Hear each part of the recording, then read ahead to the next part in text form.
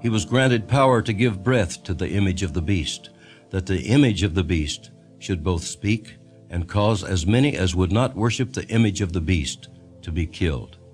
He causes all, both small and great, rich and poor, free and slave, to receive a mark on their right hand or on their foreheads, and that no one may buy or sell except one who has the mark or the name of the beast or the number of his name. Here is wisdom. Let him who has understanding calculate the number of the beast, for it is the number of a man. His number is 666.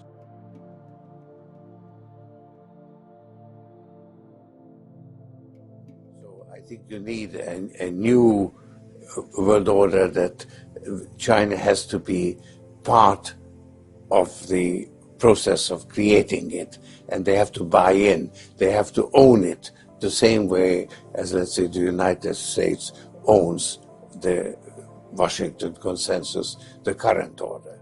And what about the American concern that aiding and abetting this move away from the dollar as the world's reserve currency ultimately means a weakening of the U.S. economy? It is not necessarily in our interest to have the dollar as the sole world currency, because as the world economy grows, it needs additional currency. And if the dollar is that additional currency, it means that the US has to have a chronic current account deficit, and that is not appropriate. So I think it's in our interest as well to reform the system. I think this is a healthy, if painful, adjustment that the world has to go through. But the system we have now has actually broken down, only we haven't quite recognized it. And so you need to create a new one. And this is the time to do it.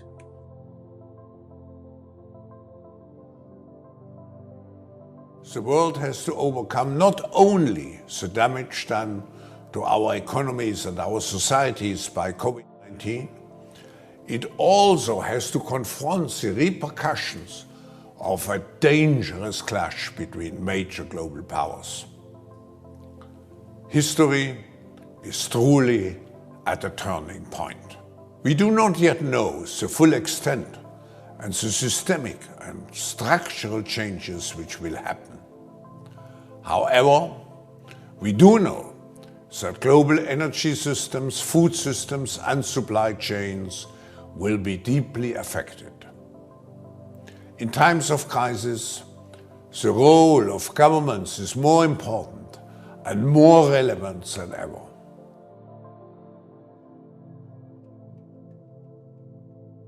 Out of everything terrible, something good will come if you look hard enough for it. I think this presents us with some significant opportunities to make some real changes. You know, we are at an inflection point, I believe, in the world economy. Not just the world economy, in the world. It occurs every 3 or 4 generations. And now is a time when things are shifting. There's going to be a new world order out there. And we've got to lead it. And we've got to unite the rest of the free world in doing it.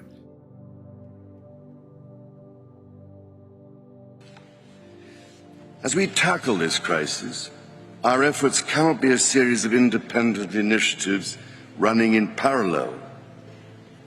The scale and scope of the threat we face call for a global systems-level solution based on radically transforming our current fossil fuel-based economy to one that is genuinely renewable and sustainable.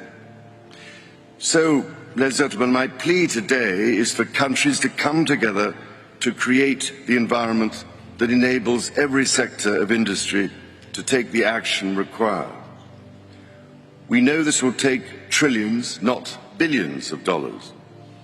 We also know that countries, many of whom are burdened by growing levels of debt, simply cannot afford to go green. Here we need a vast military-style campaign to marshal the strength of the global private sector. With trillions at its disposal, far beyond global GDP, and with the greatest respect, beyond even the governments of the world's leaders, it offers the only real prospect of achieving fundamental economic transition. What underpins a world order is always the financial system. I was very privileged. My father was an advisor to Nixon when they came off the gold standard in '71, and so I was brought up with a kind of inside view of how very important the financial structure is to absolutely everything else. And what we're seeing in the world today, I think, is we are on the brink of a dramatic change where we are about to, and I'll say this boldly, we're about to abandon the traditional system of money and accounting and introduce a new one. And the new accounting is what we call blockchain. It means digital. It means having a almost perfect record of every single transaction that happens in the economy, which will give us far greater clarity over what's going on. It also raises huge dangers in terms of the balance of power between states and citizens. In my opinion, we're going to need a digital constitution of human rights if we're going to have digital money. But also, this new money will be sovereign in nature. Most people think that digital money is crypto and private, but what I see are superpowers introducing digital currency. The Chinese were the first. The US is on the brink, I think, of moving in the same direction. The Europeans have committed to that as well. And the question is, will that new system of digital money and digital accounting accommodate the competing needs of the citizens of all these locations so that every human being has a chance to have a better life? Because that's the only measure of whether a world order really serves. Because even after they learned that you could still infect me, the vaccine passports were still in place. But they've told us, they meaning people in power, have told us what they want to do next. So the UK is currently the head of the G7 group. That's the world's most economically advanced countries. And the UK currently chairs the G7 group. Our Chancellor, who does our economy, called Chancellor of the Exchequer, his name's Rishi Sunak. He put out this video saying that what they want to do is bring in this thing called the central banking digital currency. They want to replace fiat paper money with digital money as a competitor to Bitcoin and crypto money, right? But instead of being decentralized currency, it will be controlled by a government. It's digital currency, but controlled centrally through the banks, Bank of England. So instead of having a bank account with whatever, HSBC or Bank of America, you'll have a bank account directly with, in the American context, with the Fed. In the UK, directly with the Bank of England. You have a personal bank account, and you're given digital money in that bank account. These are called central banking digital currencies. The Chancellor of the Exchequer in the UK has already announced their intention to do this as the G7 group. And these, if you look up... this sounds terrifying. If you look up, there's a specific article in the Telegraph, programmable digital currency, yeah? Central bank digital currency, is that the one down below? Digital currency should be programmable. See that one there? Yeah? But you can see the word there, right? Programming in the headline. Now, what they're doing is they're saying that this digital currency, once you're used, because, everyone knows that with inflation at over 5%, it's now 5.4%, right? Our fiat money, the paper money, is increasingly becoming worthless, and we're headed towards a big disaster. The Fed wants to raise interest rates. But we're in so much debt that if you raise interest rates, people are going to suffer because we're living on debt as Western economies. So they realize that this kind of the lifespan of paper money is fast coming to an end because of the 2008 economic crash in particular. So they're bringing in these central banking digital currencies. Why is that word programmable in there? So what they said in that article, and the Chancellor put a video out saying this as well, they said, right, think back to what vaccine passports were, yeah? If you don't have your jab, you can't even eat in this restaurant. What they've said, and why the word programmable was in that headline was, they've said that this money that you will earn from work, instead of having paper money, you have this digital money, it's programmable so that you can't buy certain foods, or if you do something that your employer doesn't like, it's all in that article. You won't be able to spend your money. In other words, it's not money. They're vouchers. They're like food vouchers.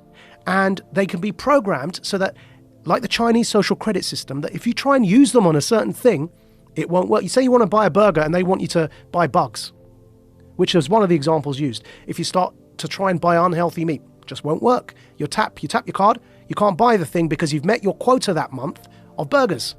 You have to buy something like a vegan meal. So it won't just be money in the sense of the way we have dollars or pounds today. Yeah. It'll be something that's controlled in terms of your ability to distribute it. Which is why I'm calling it a voucher. It's a coupon. But even a coupon, if you have a coupon to buy bread, you can still buy the bread. Yeah. Like, there's But no... you can't buy, see, that coupon to buy bread, what you can't do is buy a burger with that coupon. It's for bread. Right. Yeah. Right. So you will have this central banking digital currency, and then what they're talking about in that article that we just pulled up is they'll say, right, and it explicitly uses the words, won't be used on something that the employer deems inappropriate or the state deems inappropriate. Oh, we got to see this. Yeah? See if we can find that, or I was digging through a different article about it too. It's talking about there's pilot programs going to be used in the Olympics coming up in China. Yep. They've already started it, and right now, Sweden. Do you feel like you're sounding the alarm? Yes. For people that don't understand what the fuck is going on? So here, I'll put it up for you here, yeah? So there's the video. Yes. I don't know if your camera can see that, but no. There's the video. There's him speaking about it. The G7 is launching a set of public policy principles for retail central bank digital currencies, CBDCs. Central bank digital currencies could be a digital version of money, a bit like a digital banknote that could be used alongside physical notes and coins. Unlike most of the digital money people use daily today, it would be issued directly by a central bank, like the Bank of England in the UK. And governments and central banks across the world are working together, looking into what having a digital currency might mean in practice. Right, so that's the guy who runs our economy in the UK. His name's the Chancellor of the Exchequer. And here is the article. Bank of England tells ministers to intervene on digital currency programming, yeah? And here's a quote from the article. This is in the Telegraph, the one he pulled up, but it was behind a paywall, so I'll just read the quote. Digital cash could be programmed to ensure it is only spent on essentials or goods which an employer or government deems to be sensible. Holy shit. I'm going to take it one step further for you, Joe, right? So the vaccine passport infrastructure is in place. But now we know that the vaccine doesn't stop infection or transmission, but the checkpoint Charlie exists everywhere. They bring in digital banking, central banking digital currencies. You've got a scenario now that you're checking in and out everywhere you go using vouchers that are programmed and you can only spend where you're told you can spend them. There's another word for that, man. That's called the Chinese social credit system. That's what it's called. And anyone who watches Black Mirror will know what I'm talking about. That's that TV show, right? Yeah. So what they are telling us, and when I say they, who's they? People in power. That's the head of our economy, the Chancellor of the Exchequer, second most powerful person other than the Prime Minister and maybe the Foreign Secretary in the UK, right? He's telling us, I just played it there for you, he's telling us that's what he, as the UK, the head of the G7, want to bring in for the G7. So a scenario where, like in New York at the moment, because the passport infrastructure is in place, you bring in that digital currency and you've got this total control. And if I'm speaking to you the way I'm speaking now, and my employer or government, you heard that in the quote directly, yeah, deems me as saying or doing something inappropriate, suddenly I can't actually pay to come here and speak to you anymore. My digital currency won't even pay for the ticket because it will be known that I'm coming to speak to you. Sorry, your vouchers don't allow you to purchase that ticket to go and speak to Joe. And this is where we get into the kind of censorship that we see in social media that is not, it's not, you can't have that kind of censorship with the First Amendment in normal discourse. But you can have that kind of censorship if you've developed a digital platform that distributes information, but it's a private company. Yeah.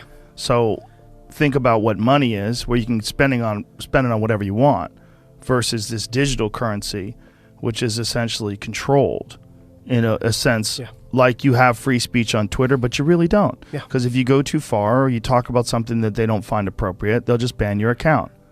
That could be what we're looking at in terms of what we think of as free speech being social media platforms could be what we think of as your free range ability to buy whatever you want with whatever money that you've earned.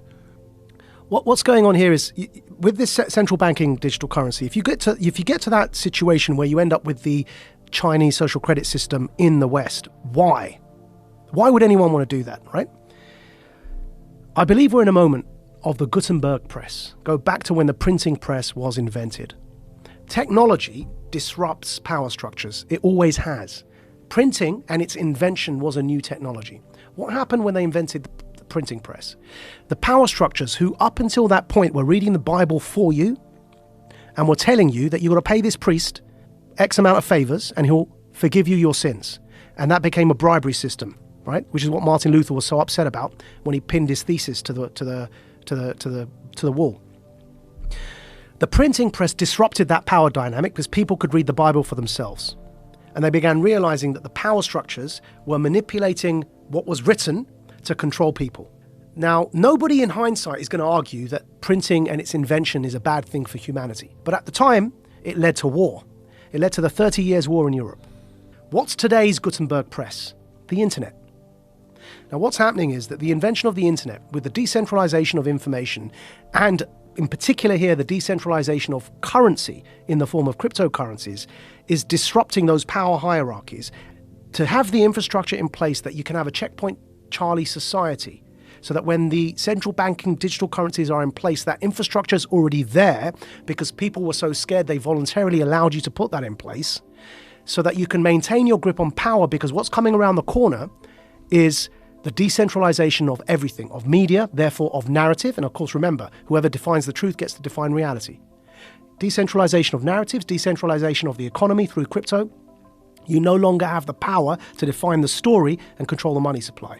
So the powers that be, who are losing that power, need to clamp down.